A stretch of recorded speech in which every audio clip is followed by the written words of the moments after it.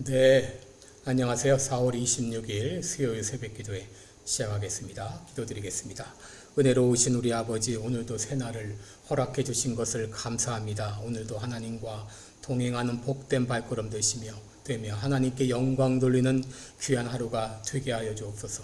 우리 하고 있는 모든 일, 우리의 관계된 모든 일을 통하여 주님 영광받아 주시옵소서. 오늘도 주님을 위해서 충성을 다하는 귀한 하루가 되게 해 주옵소서. 이 시간도 병중에 있는 우리 모든 성도들 주의 능력의 손으로 어루만져 주시사 깨끗이 낫게 하여 주시옵소서. 오늘도 주님 앞에 감사를 드리며 예수님의 이름으로 기도드리옵나이다. 아멘. 네, 찬송가 266장입니다. 266장 주의 피로 이룬 샘물 참 깊고 넓도다. 구원함을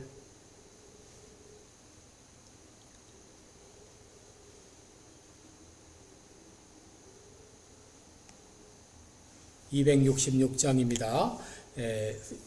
예전 찬송가는 200장입니다. 주의 피로 이룬 샘물.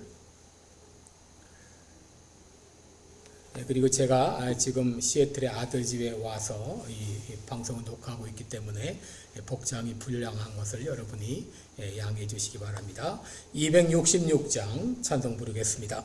주의 피로 이룬 샘물 참 깊고 넓도다. 구원하는 그 신능력 다 찬송할지라. 찬송하세 주의 보혈 그 샘에 지금 나가. 죄의 깊이 빠진 이 몸 그 피로 씻어 맑히네. 죄악 세상 이김으로 거룩한 길 가는 나의 마음 성전 삼고 주께서 계시네. 찬송하세 주의 보혈 그 샘에 지금 나가. 죄의 깊이 빠진 이 몸 그 피로 씻어 맑히네.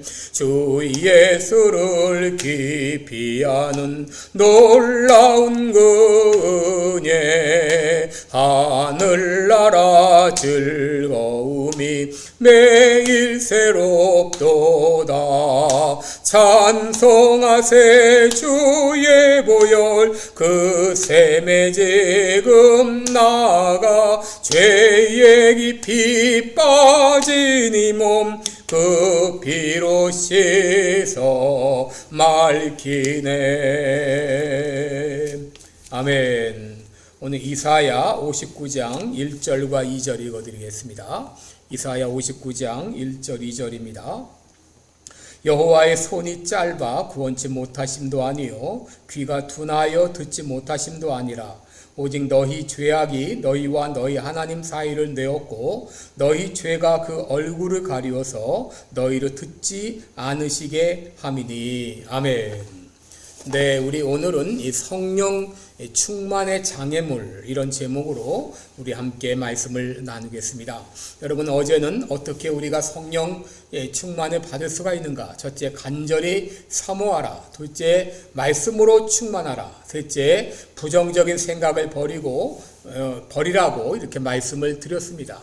여러분, 그럼에도 불구하고 여전히 이 성령 충만을 경험하지 못하는 분들이 있습니다. 여러분, 그것은 뭔가 장애물에 걸려있기 때문입니다. 여러분, 그 장애물이 무엇인가? 그 장애물이 바로 이 죄인 것입니다. 여러분, 마음에 죄가 남아있으면 성령 충만을 경험하지 못하고 성령께서 우리 안에 역사하셔도 그 성령의 역사를 제대로 깨닫지 못하는 것이죠. 여러분, 우리가 뭔가를 온전히 듣기 위해서는 다른 잡음을 다 차단해야 하는 것과 마찬가지로 성령께서 내 안에서 온전히 역사하는 것을 깨닫기 위해서는 내 안의 모든 죄가 청산되어야 됩니다. 그러지 않고는 성령께서 강력히 역사하는 것을 깨닫지 못합니다. 그러므로 우리가 성령 충만을 위해서는 우리 안에 남아있는 이 모든 죄를 반드시 청산해야 됩니다. 그렇다면 우리가 어떻게 그 우리 안의 죄를 청산할 수가 있을까? 첫째로 죄를 깨달아야 됩니다. 여러분, 내가 죄를 깨닫지 못하면 죄를 청산할 수 없습니다. 그런데 성령 충만한 사람들은 조그만 죄를 지어도 죄책감이 느껴지고 금방 생각이 나고 바로 회개함으로 깨끗한 양심을 유지할 수가 있는데, 성령 충만하지 않은 사람은 웬만해서 죄가 생각이 나지 않습니다. 그리고 죄가 생각나지 않으니 죄를 회개할 수가 없습니다.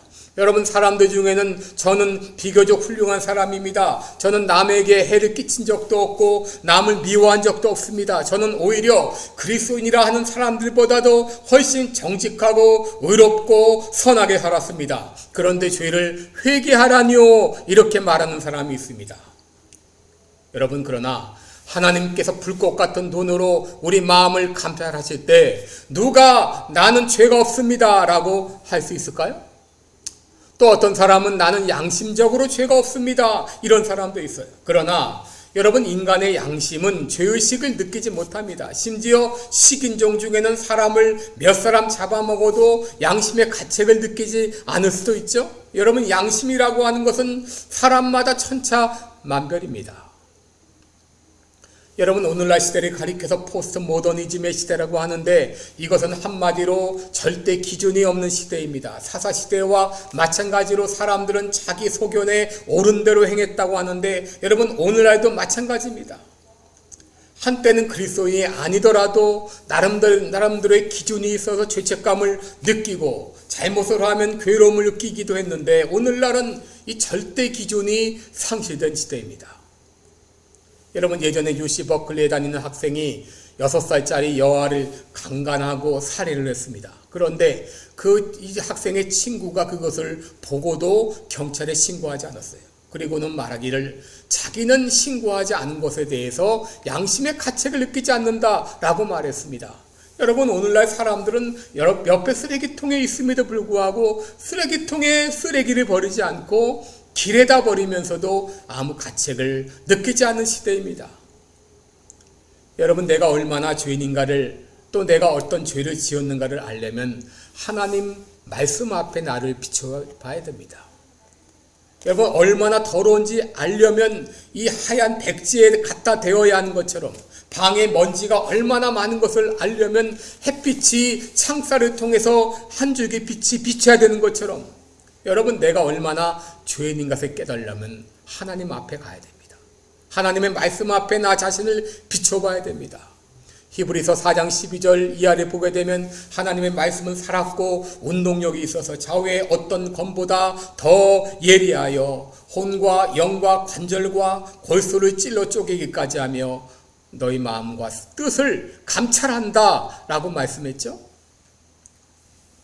여러분, 구약의 이사야 선지자는 누구보다도 자기가 의롭다고 생각했습니다. 유다라는 나라가 점점 멸망해 가는데 이 멸망하는 이유는 최소한 자기 때문은 아니라고 생각했습니다.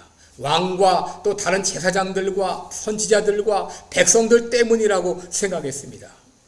그래서 어느 날 이사야는 그들의 죄를 용서해달라고 그들의 죄를 위해서 성전에 가서 기도하는데, 하나님께서 그에게 강력하게 성령으로 역사하셨습니다.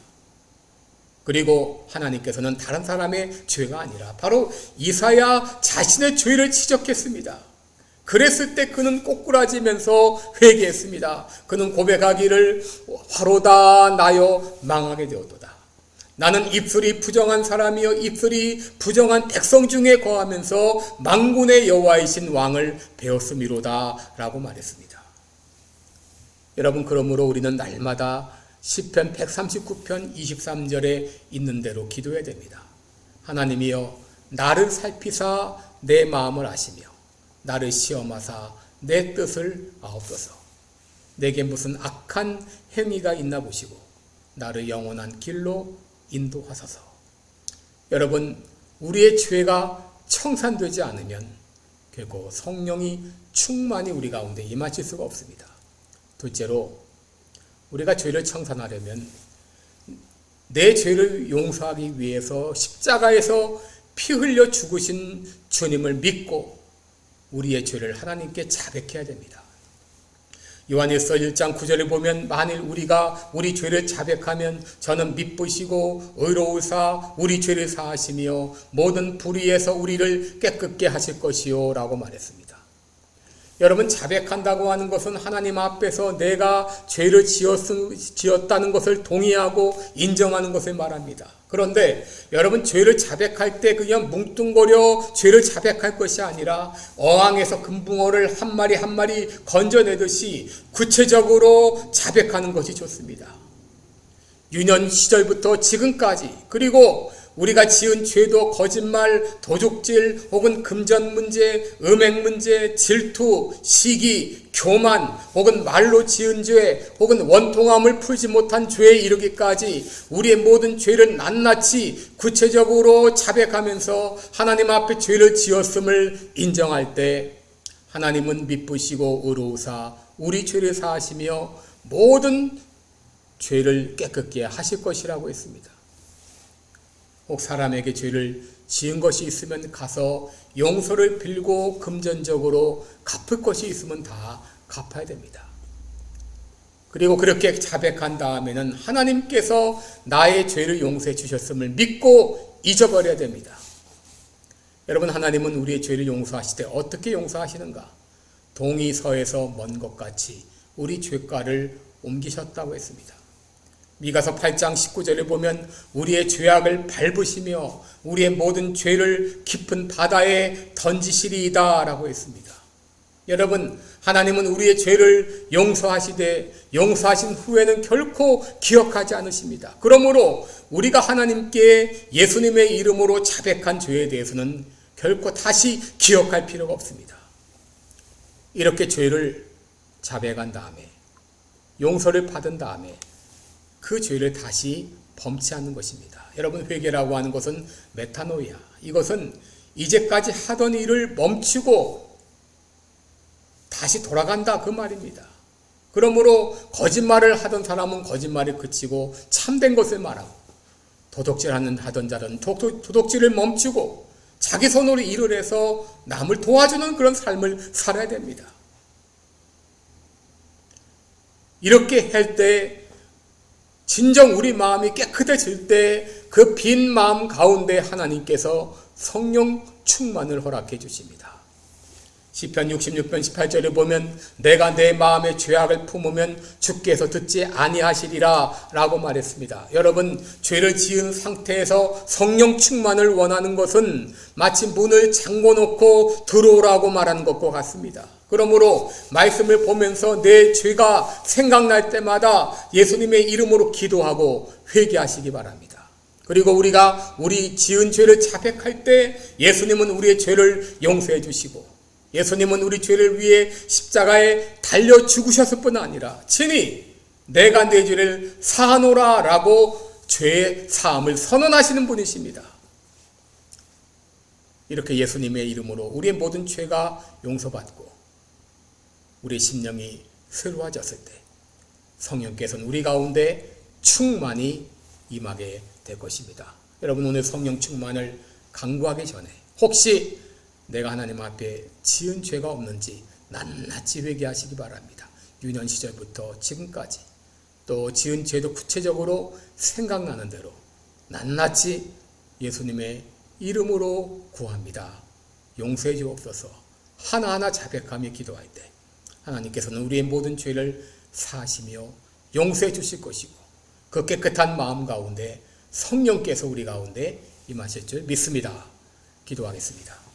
은혜로우신 우리 하나님 아버지, 우리가 5월 28일 성령 강림주일이 되기까지 성령 충만을 위해 간구합니다. 하오나 우리 안에 지은 죄가 있을 때 성령께서 우리 가운데 역사하시지 못합니다. 이제 우리의 죄를 낱낱이 하나하나 구체적으로 용서를 구할 때 주님, 저는 미쁘시고 의로우사 우리 죄를 사하시며 모든 불의에서 우리를 깨끗게 하시겠다는 약속대로 우리 죄를 용서해 주실 것을 믿습니다. 유년 시절부터 지금까지 죄가 생각나는 대로 하나하나 주님 앞에 자백하며 간구하오니 주님 용서하여 주시옵시고 성령 충만하게 임하여 주옵소서.